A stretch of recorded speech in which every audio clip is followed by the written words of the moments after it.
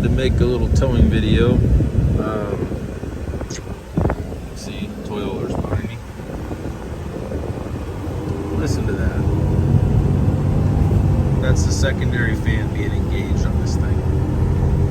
It is noisier than all get out. I had mentioned it in a previous video. And yeah, it's really hot here. It's what, 111 right now. Just came back from Fort Bragg, which is the north coast, Northern California coast. It was about 59 degrees when I left there this morning. It's 6 something now. Just got back a couple hours ago and got unloaded, got unpacked. Didn't really detail the trailer out like I normally would because it's friggin' hot, man. But as you can see, toy haulers back there. Just want to give a quick update on this thing. It's 14,500 some miles. That was about 230 miles each way. Good mix of everything. Had some 2-lane highways at 45 to 55 miles an hour. Had, Highway 101's a kind of a freeway that's, you're doing 65 up through the canyons and things like that. And then I took a road called Bradscombe Road. Any NorCal guys that have been to Fort Bragg, Westport area may have taken that road. You're gonna go through a little small town and then wind up over the last mountain pass through the wet redwoods before you hit the ocean up out of the valley. And it's pretty gnarly. It's about I think it's a 4,500 foot climb, 4,000 foot climb or so within a couple miles, and it turns to single lane mountain roads at one point. And it's pretty steep, man. It's switchbacks that are, borderline U-turns back and forth for about 9 miles. It's like that. And a couple takeaways from the trip. This is the first trip pulling the toy hauler. My toy hauler is 32 feet overall. It's 7,500 pounds dry with options and everything. It's like 8,200 pounds. All the gear that I was hauling, I did fill up with water, so I had 800 pounds of water in there. Campfire, had a Traeger, had a barbecue, all our food, all our crap, ice, 2 ice chests that are probably 100 pounds each. I'd say every bit of 10,000 pounds was behind this thing for the majority of the trip. Truck ran flawlessly, did very well. I will say, on the tighter stuff, when you're towing at slow speeds, it really wants to get you up through into the higher gears. It's not that big of a deal. When I was going through those really tight sections, I wound up just putting the truck in manual and leaving it stuck in second gear, because it would always want to get up to third and bog it down to, I'm doing 15 miles an hour in third gear and the thing's pulling just above 1,000 RPMs, and it's like, I don't know, you want to have some power on tap. So second gear was kind of the perfect gear to go through that tight, slow stuff where you're doing 15 to 20 miles an hour and you're just kind of weaving your way through mountainous roads, and you definitely want a positive feeling under your foot the whole time. So that would be the one place I would say it's lagging, is in that slow, tight stuff where you're pulling and you want all the torque under your foot all the time. It wanted to get up into higher gears, third and fourth. I will say, coming down the hills and everything, I did use, kind of like what I'm doing right here. This is a pretty good grade. I don't even have the exhaust brake on right now. I'll put it in auto, do what I'm talking about. So hold me at 59. Where are you? 58. Where are you? My foot's off the brake. Where you last touched it, that's where it'll hold you. The auto thing actually works pretty good.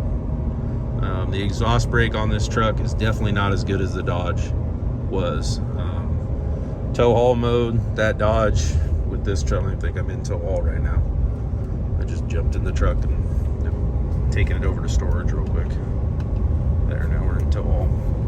But that auto brake, it works very well. I mean, I got into some points where I was coming down the grade on 101 that were pretty darn steep, and this thing downshifted down into like 6th gear, and I was holding 3,000 RPMs winding it out to keep me at 55, 57, wherever I had set it at. So basically that auto feature, wherever you let your foot off the brake at that speed, that's where it's going to hold you, and it does a good job of it. I was impressed with it coming down the hill. It's doing what it should, what it's designed to do. So that was good. No other complaints at all. Truck was a little thirsty on the way there. I averaged like 9.6 is what it looked like on the odometer when I was watching, but I was pulling a lot of hills, and it mostly was hills. I mean, you're climbing a lot of that trip. And I, by no means, am a slow driver. Like I said, I get after it a little bit. We usually do about 70 down the freeway, and I'm driving all posted speed limits plus at least 5 to 7 while towing. So that's, I don't do anything unsafe, but that's just, we're always wanting to get to where we're going. So through the mountainous roads, I wasn't, just barely easing into everything. I'm driving like I normally would. So on the way home, it got more like 11, but it was a lot of downhill and stuff like that, so to be expected. But yeah, truck did well. Towed in this 100, we're in the Loomis now, it's 107 says, but old house over there. But it was, at one point it was 115 degrees coming through Williams on the way home, and truck never got hot. I did notice on the water temp right there, on the hot or cold, when it gets hot, when it gets above 215 degrees, a temperature gauge comes up above that. How it just says cold to hot right now, and it's sitting there in the middle. It gives you an actual number when it gets above 215, and it did. It got up to like 218 at one point today when I was pulling a grade in 115 degree heat. It didn't throw a code or anything, but it threw the number up there. It showed 218, and as soon as it got down to 216 and went under that to 215, the number went away. So it would be nice if Ford would just leave the friggin' number there, kind of how above the fuel gauge it gives you the miles to empty. Like, why don't you just leave the temperature right there? It's obviously measuring it, and it obviously is able to display it, because when it was above 215 it came up. So I don't know, little tidbit. I had never seen that gauge come up before. I had never seen that number, but yeah. So all in all, man, it was a good first camping trip with the truck.